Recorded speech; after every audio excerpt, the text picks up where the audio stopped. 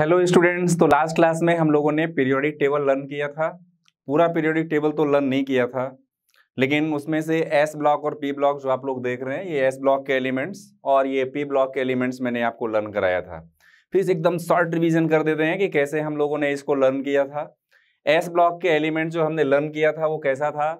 Hydrogen, lithium, sodium, potassium, rubidium, caesium, francium.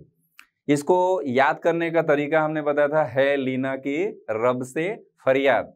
Second group के element जिनको हम alkaline earth metal के नाम से जानते हैं, ये एल्केलाइन अर्थ मेटल को हम कैसे याद रखते थे? बेटा मांगे कार स्कूटर बाप रोए, यानी beryllium, magnesium, calcium, strontium, barium और रेडियम। इसके बाद हम लोगों ने पी ब्लॉक के एलिमेंट्स याद रखे थे। पी ब्लॉक के एलिमेंट्स में पहला ग्रुप जो हमारा है वो है बोरॉन फैमिली का। इसको हम लोगों ने याद रखा था बैगन, आलू, गाजर इन थैली, है ना, मतलब boron, aluminium, gallium, indium, thallium. इसके बाद कार्बन फैमिली, जिसको हमने ऑर्गेनिक फैमिली का नाम भी दिया था। ये जो ग्रुप ऑफ एलिमेंट्स हैं, इनमें जो एलिमेंट्स हैं उनको हमने लर्न करने के लिए एक तरीका अपनाया था, काशी गए श्यान प्रभु, है ना। तो का से कार्बन, फिर silicon, germanium, tin and lead. Nitrogen family, जिसको हम निक्टोजन फैमिली के नाम से भी जानते हैं, इसको लर्न करने का एक बहुत ही सिंपल तरीका और बढ़िया मैंने बताया था। वो तरीका क्या था? वो था नेपाल, पाकिस्तान, ऑस्ट्रेलिया सब भिखारी। नेपाल, पाकिस्तान, ऑस्ट्रेलिया सब भिखारी। इसके बाद ऑक्सीजन फैमिली, जिसको हम चैल्कोजन फैमिली के नाम से जानते हैं। इसमें जो एलिमेंट्स हैं वो कौन कौन से हैं? Oxygen, sulphur, selenium, tellurium and polonium. याद रखने का शॉर्टकट ट्रिक क्या है इसके लिए? ओ स्टाइल से टीपो, याद रहा। इसके बाद है हेलोजन फैमिली, जिसमें फ्लोरीन, क्लोरीन, ब्रोमीन, आयोडीन, एस्टाडीन आते थे।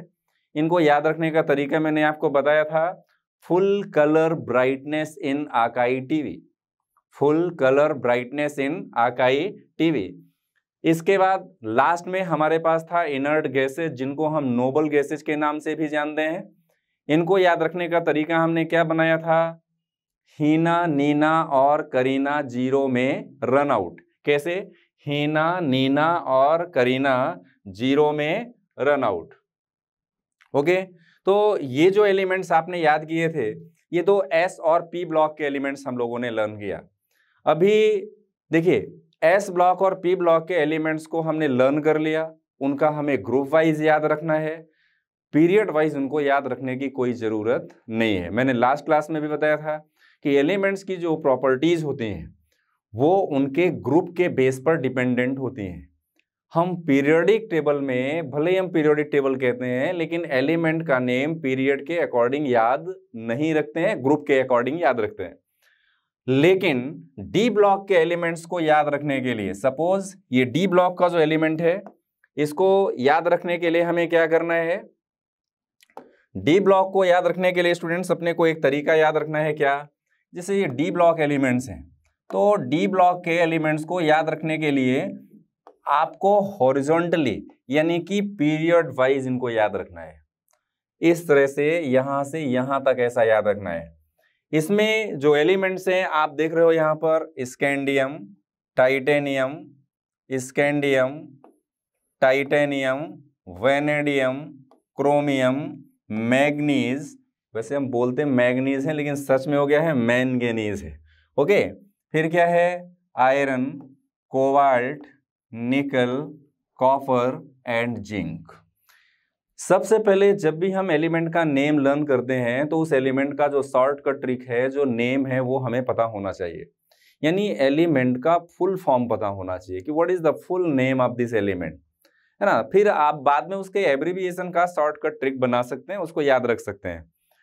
अभी देखिए, ये जो एलिमेंट्स हैं उसमें कौन कौन से एलिमेंट हैं? Scandium, titanium, vanadium, chromium, manganese, ferrous, cobalt, निकल, कॉपर एंड जिंक। ऐसे ही आपको याद हो जाएगा। अभी इसको याद रखने का तरीका क्या है? देखिए, पहले तो फुल फॉर्म याद रखो, इसके बाद शॉर्टकट याद रखो। अभी इसको याद रखने का तरीका है साइंस। फिर क्या याद रखना है? तेरी, वाह, फिर करे, मानव। साइंस, तेरी, वाह, करे, मानव। ठीक है, इतना याद रखो। तो साइंस से क्या हो गया, साइंस तेरी वाह करे मानो, तो ये साइंस से क्या हो गया, स्कैंडियम, तेरी से क्या हो गया, टाइटेनियम, वाह से क्या हो गया, वेनेडियम, करे से क्या हो गया, क्रोमियम, मानो से क्या हो गया, मैंगनीज। ये इतना तक यहां तक याद हो गया।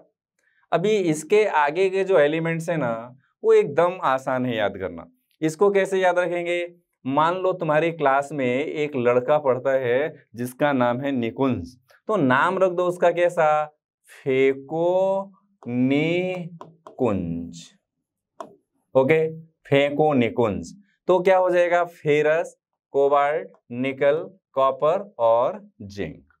इस तरह से ये एलिमेंट्स को आप इनके पीरियड के अकॉर्डिंग याद रख सकते हो।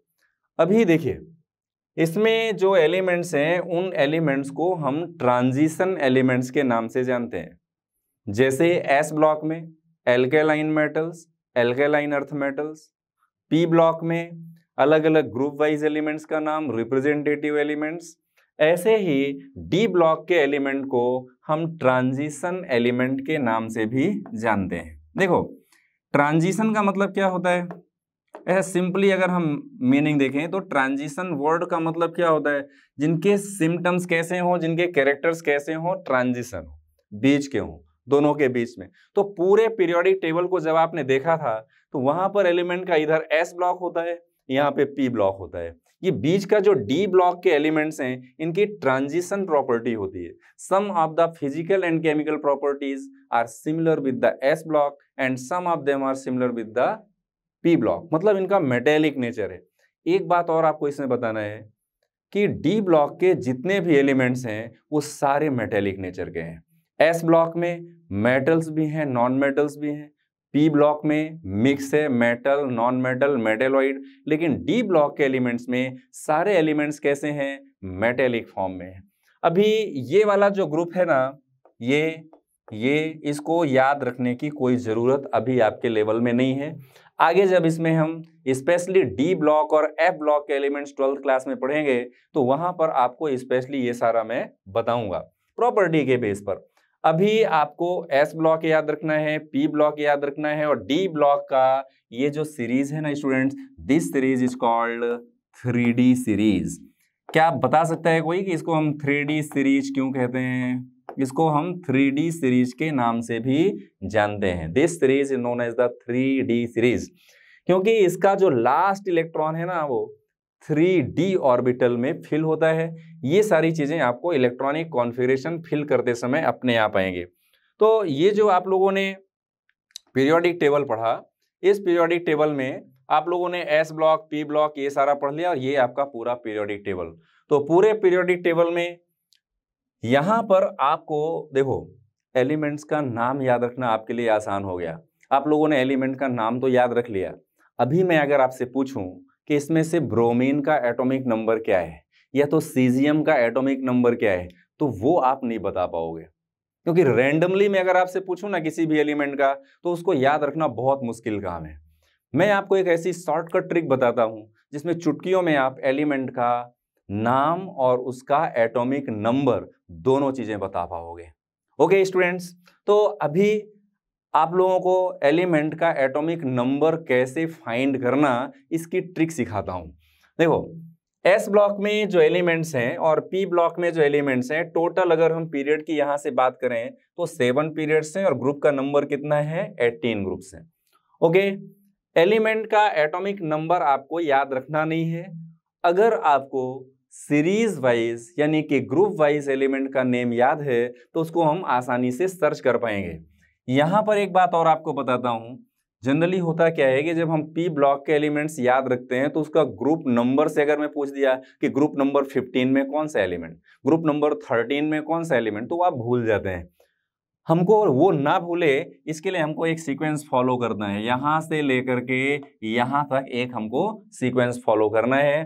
क्या याद रखना है, फोन, FON, फोन याद रखना, यही बात करने वाला फोन।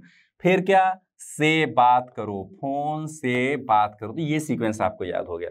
फोन से क्या हो गया, FONCB, तो फोन से पहला एलिमेंट 17 ग्रुप का, फिर O यानी ऑक्सीजन फैमिली 16 ग्रुप का, फिर इसके बाद 15 ग्रुप, 14 ग्रुप, 13 ग्रुप। तो ग्रुप का एक सीक्वेंस बन गया और ग्रुप के नीचे के एलिमेंट का नाम तो आपने ऑलरेडी यहाँ पे ऐसा लर्न ही कर लिया है, तो अब आपको कोई भी पीरियोडिक टेबल में परेशानी आने वाली नहीं है। ओके, तो अभी इसमें एलिमेंट्स का अगर मैं जैसे यहाँ पर ब्रोमीन है, तो ब्रोमीन का एटॉमिक नंबर अगर आपको पता हो तो अभी ये 35 यहाँ पर लिखा हुआ है, इसलिए आपको पता है। अगर मैं रैंडमली आपसे कभी पूछ लूँ तो आप इसका एटॉमिक नंबर नहीं बताओ, किसी भी एलिमेंट का नहीं बता पाओगे, 2, 4, 10, 20, 15 छोड़ करके उसके अलावा नहीं बता पाओगे। तो अभी इसको कैसे फाइंड करना, देखो एक बहुत ही बढ़िया ट्रिक इसके लिए मैं आपको बता रहा हूँ। जो एस ब्लॉक के एलिमेंट्स है ना, एस ब्लॉक के एलिमेंट्स में अपने को क्या करना है कि ये जो है ना, यहाँ पर एटॉमिक नंबर इसका कितना है 1, इसमें आपको +2 कर देना है। ध्यान से सुनो, बहुत इंपॉर्टेंट चीज है, बहुत काम में आने वाली है। इसमें +2 करेंगे तो कितना हो जाएगा 3, मतलब 2 and 1 3 हो गया। एटॉमिक नंबर किसका मिल गया आपको, लिथियम का मिल गया। अभी इसमें +8 कर देना है तो 8 और 3 कितना हो गया, ये 11, सोडियम का एटॉमिक नंबर मिल गया है आपको। अभी इसमें क्या करना है, फिर से 8 प्लस कर देना है, तो 11 में 8 प्लस कर दिया तो कितना हो गया 19, it is the atomic number of potassium. Then 8 के बाद क्या प्लस कर देना है, इसमें 18 प्लस कर देना है, तो 18 और 19 प्लस करेंगे तो कितना हो गया 37।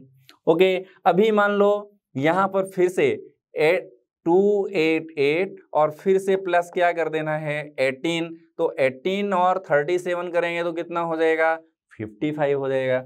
फिर आगे इसमें क्या प्लस करेंगे, फिर से 32 प्लस करेंगे तो 32 and 55 क्या हो जाएगा 87। मतलब एस ब्लॉक के एलिमेंट्स एल्केलाइन मेटल्स और एल्केलाइन अर्थ मेटल के एलिमेंट का एटॉमिक नंबर अगर आपको फाइंड करना है तो क्या सम करते जाना है, 2, 8, 8, 18, 18, 32। Is it clear? एकदम सिंपल बात है। अभी ग्रुप का नेम एलिमेंट का लर्न हो गया। अब मैं अगर आपसे पूछूं कि what is the atomic number of rubidium, तो आप जल्दी से प्लस करके, अच्छा इतना प्लस करूंगा, रुबिडियम की पोजीशन ये है, इसका एटॉमिक नंबर ये होगा, दैट इज 37। तुरंत ही आपको एटॉमिक नंबर मिल गया। इसमें ज्यादा दिमाग लगाने की जरूरत नहीं, एकदम कॉन्सेप्चुअल है। भाई देखो, ये कोई मैजिक नंबर नहीं है, इसके पीछे भी लॉजिक है। जो लोग ऐसा बोलते हैं ना कि केमिस्ट्री तो भाई बहुत एकदम रटने वाला सब्जेक्ट है, जल्दी भूल जाता है, इसका कोई बहुत सारे एक्सेप्शंस होते हैं, एकदम गलत फहमी है सब्जेक्ट के बारे में। ऐसा सब्जेक्ट है जहां कभी कोई रीजंस होते हैं, उन रीजंस को अगर हमने प्रॉपरली समझ लिया तो कोई एक्सेप्शन केमिस्ट्री में होता नहीं है। मैथ साइंस स्टूडेंट को जनरली सबसे ज्यादा जो डिफिकल्ट सब्जेक्ट लगता है वो केमिस्ट्री ही लगता है, लेकिन अपने को ऐसा ना लगे, इजी लगे, इसलिए हमने एकदम इजी वे में केमिस्ट्री आपको पढ़ाना स्टार्ट किया है। अभी देखो, एटॉमिक नंबर अगर आपको लर्न करना है तो क्या प्लस करना है इसमें, 2, 8, 8, 18, 18, 32 प्लस क्यों करना है, क्योंकि यहां पर एटॉमिक नंबर 1 किसका है, हाइड्रोजन का। अगर हम इस पीरियड में यहां से यहां तक लास्ट में जाएं तो उसके सामने लास्ट में कौन है, हीलियम है। इस पूरे पीरियड में 2 ही एलिमेंट हैं, इसलिए हमने कितना प्लस किया, 2 प्लस किया। अभी यहां पर अगर हम बात करें कि यहां पर लिथियम फैमिली में देखो तो आपने आगे प्लस किया यहां पर 8 प्लस किया। 8 प्लस क्यों किया कि 1, 2, 3, 4, 5, 6, 7, 8, यहां पर पूरे कितने 3 and 3 6 ग्रुप्स हैं और यहां के कितने हैं 2 ग्रुप्स हैं। ये बीच वाला डी ब्लॉक का ट्रांजिशन एलिमेंट का इसमें कोई रोल नहीं है, इसलिए हमने कितना प्लस कर दिया, 8 प्लस कर दिया। अब अगले ग्रुप में भी हमने 8 प्लस किया क्योंकि इसके आगे कितना एलिमेंट है, 11 के बाद 1, 2, 3, 4, 5, 6, 7, 8, तो 8 प्लस किया तो 19 इसका एटॉमिक नंबर हो गया। कोई सरप्राइज नहीं है, कोई मैजिक नहीं है, एकदम लॉजिक है इसके पीछे। फिर से 18 प्लस किया, क्यों, क्योंकि यहां पर कितने एलिमेंट्स हैं, ये 2, ये 10, कितना हो गया 12, और इधर के आगे वाले कितने 6, तो इसीलिए हमने 12 कितना हो गया 10 to 12 and 6 18, तो हमने यहाँ पर 18 प्लस कर दिया। एकदम सिंपल सी चीज है। यहाँ पे 32 प्लस क्यों किया, क्योंकि देखो ये जो ग्रुप से हम यहाँ फाइंड करेंगे तो ये जो ग्रुप यहाँ पे है ना स्टूडेंट, ये क्या है ये क्या है यहाँ पर लैंथेनॉइड्स हैं, और ये लैंथेनॉइड कितने हैं 14 है, 1 2 3 4 5 6 7 8 9 10 11 12 13 14, ये 15 इसलिए हो गया क्योंकि जो लैंथेनम है ना, ये लैंथेनम एक्चुअली यहाँ का एलिमेंट है, लेकिन हमने इसको प्रॉपर्टीज इसकी कैसी है, इनर ट्रांजिशन एलिमेंट यानी कि एफ ब्लॉक की प्रॉपर्टी है, इसीलिए हमने इसको यहां पर ले लिया है। नहीं तो सच में अगर देखा जाए, क्वेश्चन भी आ चुका है इस पर कि एफ ब्लॉक में यानी कि इनर ट्रांजिशन एलिमेंट में टोटल कितने ग्रुप्स हैं and how many elements are present in inner transition element group, तो टोटल 30 नहीं है, करेक्ट आंसर इज 28, क्योंकि यहाँ के 14 और ये 14, क्योंकि ये जो लैंथेनम है ना वो रियल में यहाँ पर और एक्टिनियम यहाँ पर आता है। Is it clear? तो इस तरह से हमको एलिमेंट्स का नेम और उनका एटॉमिक नंबर फाइंड हो गया। अभी ये सेम चीज कहां पर आते हैं, हम पी ब्लॉक पे आते हैं। पी ब्लॉक में आप देखो बोरॉन का एटॉमिक नंबर कितना है 5 है, इसको थोड़ा हटा देता हूं। अभी देखो बोरॉन की अगर मैं बात करूं तो बोरॉन का एटॉमिक नंबर कितना, बोरॉन का एटॉमिक नंबर 5। अभी ये रूल जो है ना 2 8 8 18 18 32 वाला, वो यहाँ काम करने वाला नहीं है।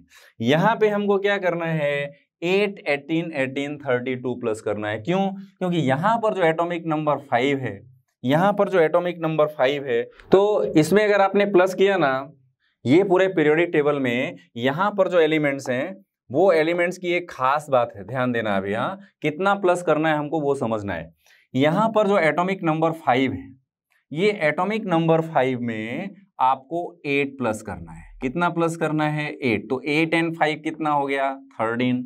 क्यों 8 प्लस किया मैंने, उसका एक रीजन है। 8 प्लस करने के पीछे एक बहुत बड़ा रीजन ये है कि इसके आगे जो एलिमेंट है ना वो कितने हैं इसके आगे, इसमें हमने 8 प्लस किया तो 1 2 3 4 5 6 7 और 8, इसीलिए हमने एल्युमिनियम के लिए 8 प्लस कर दिया।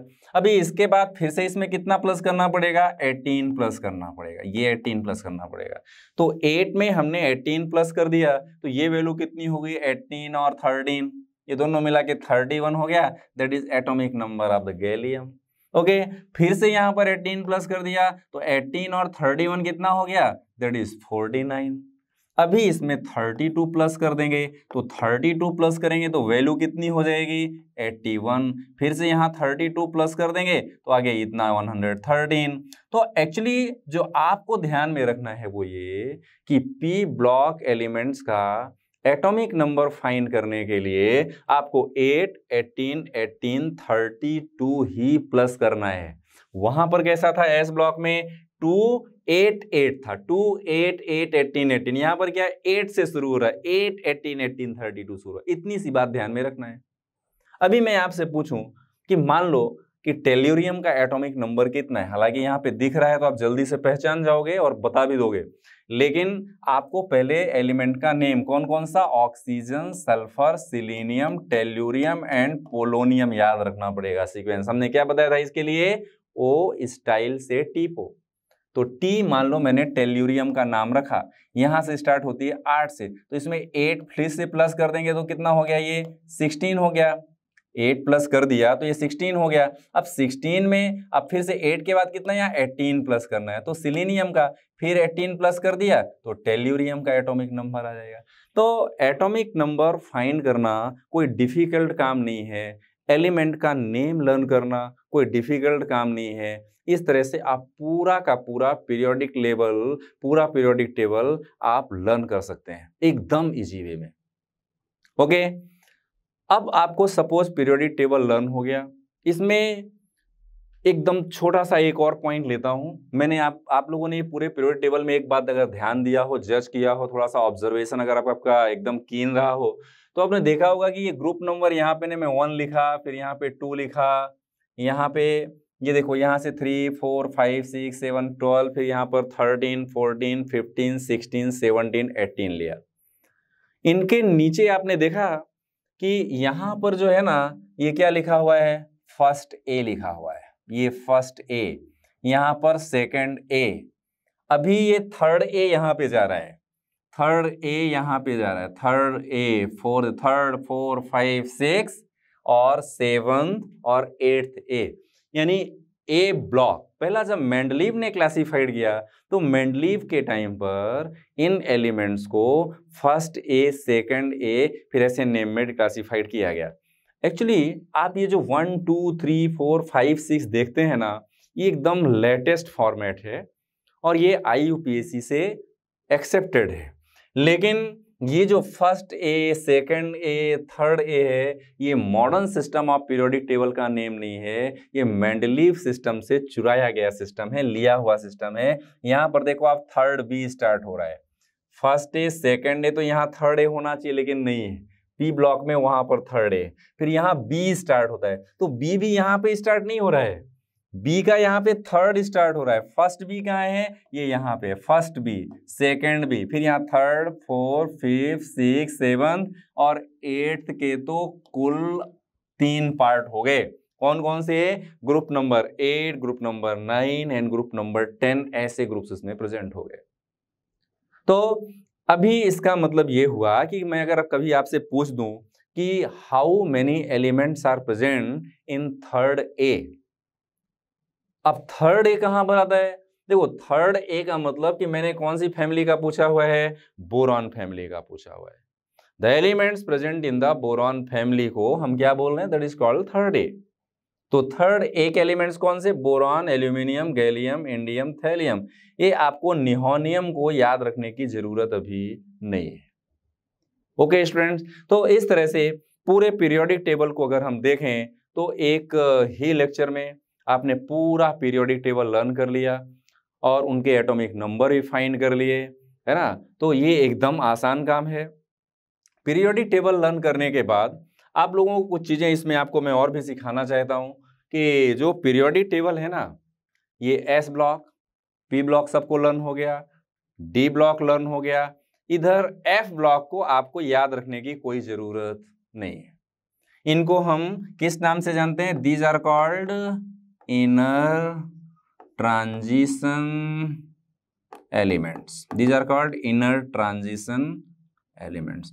वैसे तो अगर हम ब्लॉक वाइज देखें तो these are called F block elements, इनको हम एफ ब्लॉक एलिमेंट्स के नाम से जानते हैं।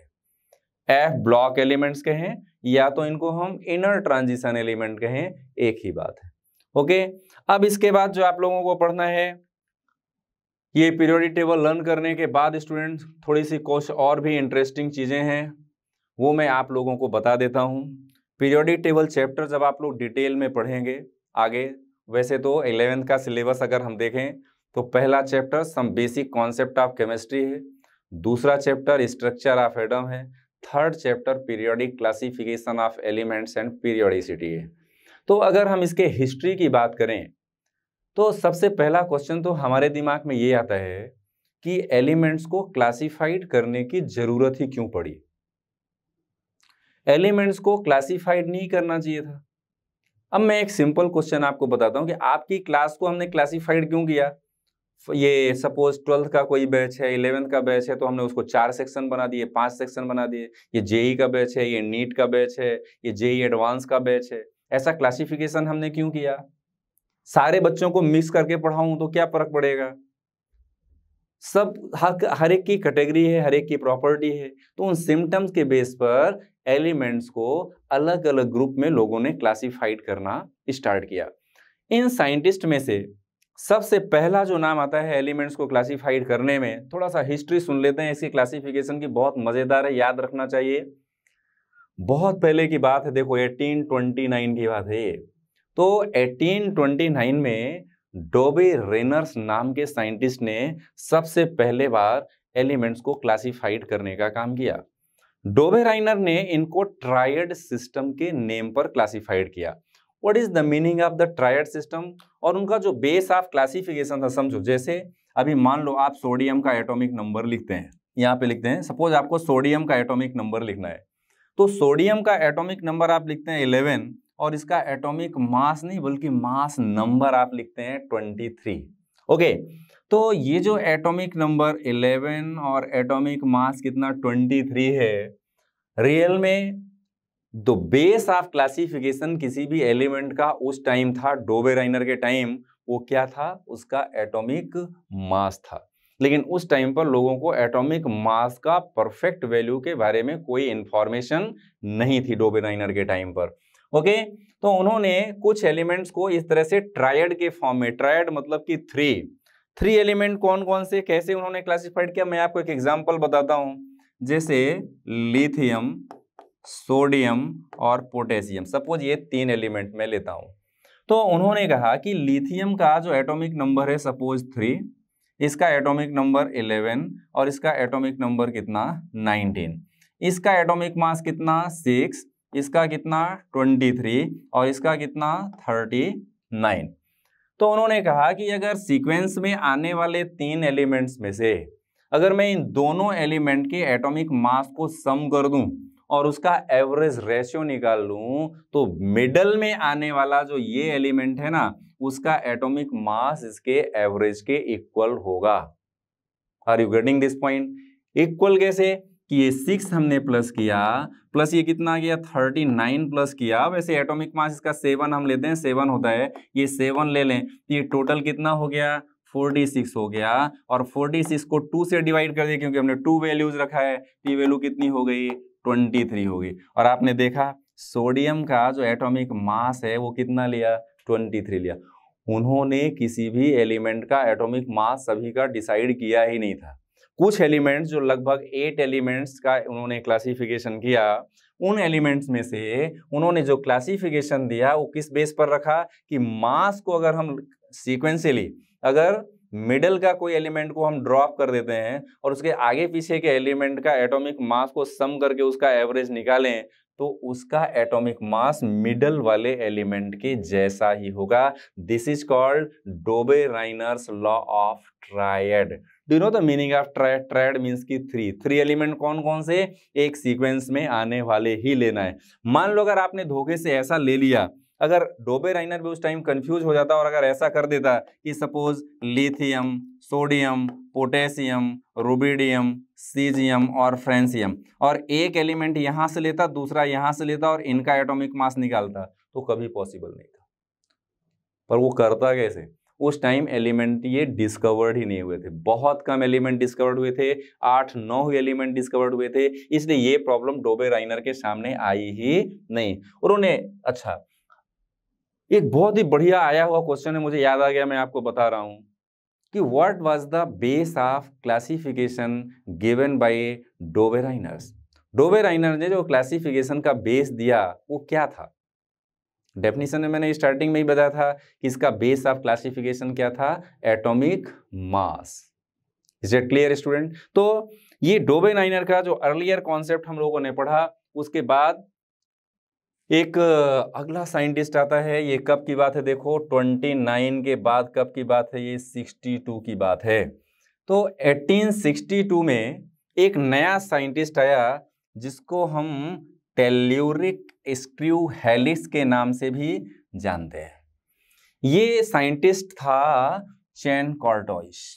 इसने कहा कि ये हेलिक्स का क्या मतलब है। यहाँ पर इन्होंने जो एलिमेंट्स को क्लासिफाइड किया ना, वो ऐसा बताया उन्होंने कि सपोज मैं एक सिलेंड्रिकल ऐसा एक सिलेंडर लेता हूं और वो सिलेंडर को ऐसा फंसा देता हूं। ये ऐसा एक सिलेंडर लेता हूं और ये सिलेंडर है सपोज, और इसमें सिलेंडर के यहाँ हुक से लगा करके इसको 2 पार्ट में यहाँ दोनों तरफ बेस से इसको मैंने अटैच कर दिया, और इसमें व्हाइट कलर का कार्बन से डिप किया हुआ पेपर चारों तरफ मैंने इसमें क्या कर दिया, चारों तरफ से ऐसा पेपर फंसा दिया उसके तरफ। जैसे हमारा कार्बन पेपर होता ना सेकेंड कॉपी बनाने के लिए, वैसा कार्बन पेपर इन्होंने फंसाया और यहाँ पर एक निडल लगा दी, यहाँ पर एक निडल लगा दी इस पे, ये निडल। अभी इस निडल पर उन्होंने देखा कि जब हम इसको रोटेट करना शुरू करते हैं, यानी ये सिलेंडर को हुक से फंसा और ऐसा फ्री हम जब रोटेट शुरू करते हैं, तो रोटेट करने के बाद ये एक ऐसा जिग जैग जैसा, और फिर वो पेपर खोलने के बाद कैसा हुआ, ऐसा एक जिग जैग ऐसा स्पाइरली ऐसा एक लाइन मिल रही थी उनको। पेपर को पहले उस पर लपेटा सिलेंडर पे, और ये हुक से ये जो निडल लगा हुआ, इस निडल से उसको घुमाना शुरू किया इस तरह से, तो पूरा एक स्पेस ऐसा राउंड बनता गया। एक सिंबल बनता गया, एक मार्किंग बनती गई। फिर जब वो पेपर को उन्होंने खोला तो ऐसी एक पतली स्ट्रिप जैसी लगातार दिखी थी। तो उन्होंने ये स्ट्रिप के बेस पर एलिमेंट को अरेंज करना शुरू किया। कैसे? यहाँ पर लिथियम को रखा, यहाँ पे सोडियम को रखा, पोटेशियम को रखा, रुबिडियम को रखा, सीजियम को रखा, फ्रांसियम अगर डिस्कवर उस समय तो डिस्कवर ही नहीं हुआ था सीजियम और फ्रांसियम। तो ये एलिमेंट को उन्होंने, ये 3 एलिमेंट को रखा तो देखा कि इनकी जो प्रॉपर्टीज है ना, ये एक दूसरे के सीक्वेंसली एक फॉर्म में एक ही जैसी प्रॉपर्टी मिल रही है। हालांकि ये कॉन्सेप्ट के पीछे कोई लॉजिक नहीं था, इसीलिए कॉन्सेप्ट पूरी तरह से फ्लॉप हो गया, क्योंकि इसके पीछे ना तो कोई एटॉमिक मास का कॉन्सेप्ट था, ना ही कोई एटॉमिक नंबर का कोई कॉन्सेप्ट था। तो इस तरह से ये जो चैन-कॉर्टाइस ने एक अंदाजे के ऐसे सिंपली एक फॉर्मेट बनाया कि ऐसा हम स्पाइरल करेंगे और जो एलिमेंट को जहां पे अरेंज करेंगे सेम लाइन पे अगर कोई आता है तो उसकी प्रॉपर्टी भी कैसी होगी? एक जैसी होगी। तो ये कॉन्सेप्ट जो था वो फ्लॉप हो गया। तो ये कॉन्सेप्ट फ्लॉप होने के बाद स्टूडेंट एक बहुत ही बढ़िया लॉ लेकर के आए, न्यूलैंड। न्यूलैंड नाम के साइंटिस्ट ने, जिसको हम न्यूलैंड्स ऑक्टेव लॉ के नाम से जानते हैं। बहुत दिनों की बात नहीं, देखो यहाँ से 2 प्लस कर दो ना तो ये 1864 की बात है। ये लॉ जैसे ही फ्लॉप हुआ ना चैन-कॉर्टाइस का, वैसे ही न्यूलैंड ने एक नया कॉन्सेप्ट लाया। ये पीरियोडिक टेबल की हिस्ट्री बता रहा हूं मैं आपको कि किस तरह से पीरियोडिक टेबल अरेंज हुआ है ना। देखो यहाँ पर कोई JEE और नीट में यहाँ क्वेश्चन पुराने टाइम पर आते थे। पहले आज से 6 साल 7 साल पहले का पुराना पेपर देखोगे, 10 साल पहले का, तो यहाँ से भी क्वेश्चंस आते थे। लेकिन आज के टाइम पर यहाँ से कोई क्वेश्चन आता नहीं है। मैंने लास्ट के 4-5 सालों में यहाँ से कोई क्वेश्चन आते हुए देखा नहीं है। तो इसका मतलब ये नहीं है कि हमको नहीं पढ़ना है। हो सकता है इस साल ही वही क्वेश्चन वहाँ से आ जाए, फिर हम कैसे अटेम्प्ट करेंगे? तो हमको ये पोर्शन भी पढ़ना चाहिए। अभी देखो, तो न्यूलैंड नाम के साइंटिस्ट ने जब इसको डिस्कवर किया, एक नया सिस्टम लाया और उन्होंने बेस ऑफ क्लासिफिकेशन क्या रखा? द बेस ऑफ क्लासिफिकेशन इन्होंने क्या रखा? एटॉमिक मास को रखा स्टूडेंट। इसमें बेस ऑफ क्लासिफिकेशन सबसे पहले डोबेराइना ने रखा, उसका बेस ऑफ क्लासिफिकेशन क्या था? Atomic mass. चैन-कॉर्टाइस ने टेल्यूरिक स्क्रू हेलिक्स रखा, उसका कोई बेस था? कुछ बेस नहीं था, इसीलिए वो फ्लॉप हुआ। न्यूलैंड ने जो बेस ऑफ क्लासिफिकेशन क्या रखा, वो आप देख रहे हो यहाँ पर, उसने क्या रखा? एटॉमिक वेट का कॉन्सेप्ट रखा। यानी जो बेस ऑफ क्लासिफिकेशन था क्या था? Atomic weight. इसको हम ऑक्टेव रूल के नाम से भी जानते हैं। न्यूलैंड के इस रूल को हम किस नाम से जानते हैं? ऑक्टेव रूल के नाम से भी जानते हैं। देखो ऑक्टेव रूल के नाम से हम इसको क्यों जानते हैं? ऑक्टेव का मतलब क्या होता है? What is the meaning of a word octave? Octa means 8। Musical notes कितने होते हैं? How many musical notes are there? Hindi में भी हम बात करें तो 8 ही म्यूजिकल नोट्स होते हैं। कौन कौन से? सा, रे, गा, मा, पा, दा, नी। फिर से सा रिपीट हो जाता है, तो 7 ही म्यूजिकल नोट्स हुए। 8वां तो उसके जैसा फिर से रिपीट होने लगता है। तो न्यूलैंड ने इसके बेस पर म्यूजिकल नोट जैसा इनको अरेंज करने की कोशिश किया। देखो एक बहुत ही बढ़िया और इंटरेस्टिंग चीज आपको यहाँ पे बता रहा हूं कि यहाँ पर जो एलिमेंट्स इन्होंने लिया, वो एलिमेंट्स को ऑक्टेव के फॉर्म में म्यूजिकल नोट्स के जैसा अरेंजमेंट बनाया। कैसा अरेंजमेंट बनाया वो मैं आपको यहाँ पे समझाता हूं। देखिए ये हम यहाँ पे वर्ड लिखते हैं सा, रे, गा, मा, पा, दा, नी। कितने हो गए इसमें? सारे म्यूजिकल नोट्स कितने हो गए मिला करके? ये 1, ये 2 और ये 3 और ये 4, 5, 6 और ये 7 म्यूजिकल नोट्स हुए। 8वां अगर मैं लिखने जाऊंगा तो फिर से मुझे नी लिखना पड़ेगा, मतलब यहां से नी को स्टार्ट करना पड़ेगा। सा, रे, गा, मा, पा, दा, नी, सा। नी फिर से रिपीट हो गया, सा फिर से ऐसा फिर रिपीट होता रहेगा। तो सा, रे, गा, मा, पा, दा, नी, सॉरी, तो यहां पर जो लेटर आ गया वो नी के बाद फिर से क्या आ गया? सा आ गया। तो ये जो सा लेटर आपने फिर से रिपीट होने लगा यहाँ पर, वो क्यों लिया हमने पता? क्योंकि 8th जो एलिमेंट था, इन्होंने कहा कि 8th जो एलिमेंट है ना, उसकी प्रॉपर्टी इसके जैसी ही रिपीटेड होती रहेंगी। मतलब जो एट्थ एलिमेंट आएगा, एट्थ एलिमेंट की प्रॉपर्टी फर्स्ट एलिमेंट के जैसी रिपीट होंगी। अब मैं उसका एक एग्जांपल आपको बताता हूं। देखो, अगर मैं पीरियोडिक टेबल में अभी ये अरेंजमेंट को चेंज करके देखूं स्टूडेंट, तो ये जैसा एट्थ एलिमेंट रिपीट हो रहा है ना, वैसा ही एट्थ एलिमेंट पीरियोडिक टेबल का लिथियम के नीचे सोडियम रिपीट हो रहा था। कैसे?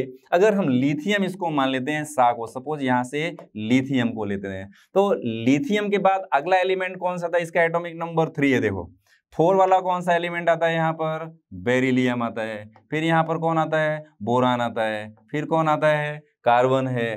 फिर यहाँ पर कौन है? नाइट्रोजन है।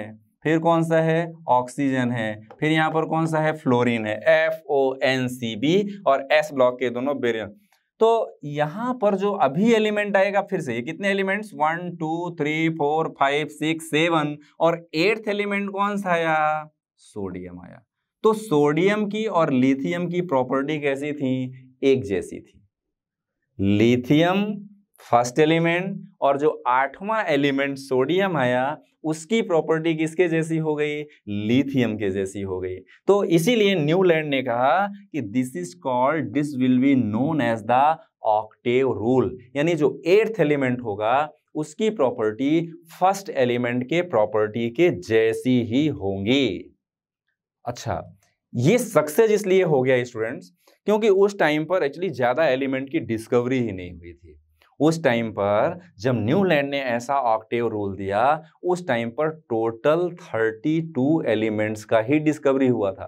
डी ब्लॉक के एलिमेंट की ज्यादा एलिमेंट की डिस्कवरी उस टाइम पर हुई नहीं थी। इसलिए इनका जो लॉ था, इनका जो रूल था, वो 1864 में, स्टार्टिंग कहां से? 1829। देखो बहुत पहले की बात नहीं है, देखा जाए तो मतलब 200 सालों में साइंस ने कितना डेवलपमेंट किया। अभी आप एटॉमिक पीरियोडिक टेबल लेकर के आ गए मॉडर्न, तो 1864 में इन्होंने ये रूल दिया।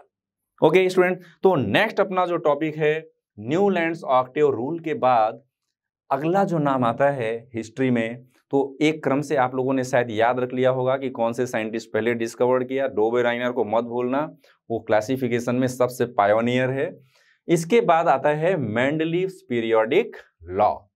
मेंडलीव्स पीरियोडिक लॉ देखो बहुत फास्ट ग्रो हो रहा था। यहाँ पर 1869 में ही आ गया, 64 के बाद, है ना। तो 1869 में ही मेंडलीव नाम के साइंटिस्ट ने एक अलग क्लासिफिकेशन दे दिया, और उनका जो बेस ऑफ क्लासिफिकेशन था वो क्या था?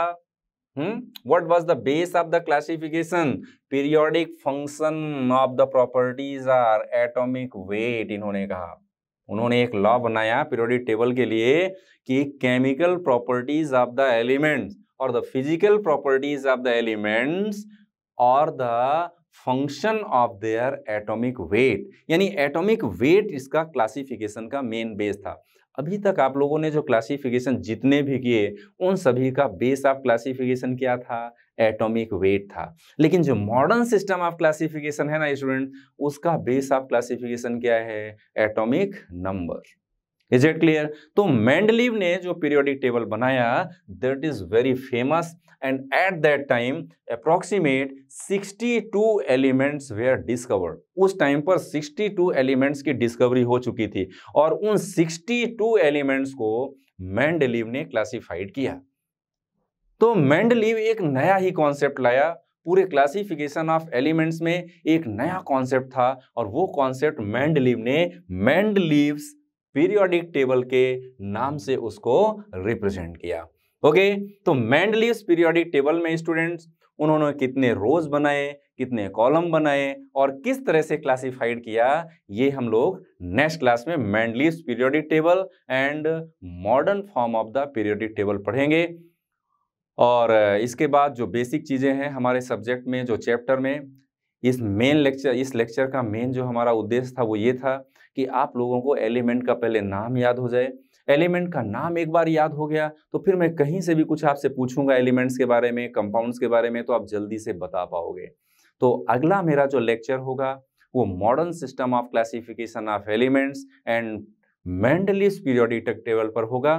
फिर इसके बाद हम जनरली जो रिस्पेक्टिवली इसके बाद जो सिक्वेंशियल पोर्शन है हमारे चैप्टर का, उसी के अकॉर्डिंग मैं आपको आगे पढ़ाता चलूँगा।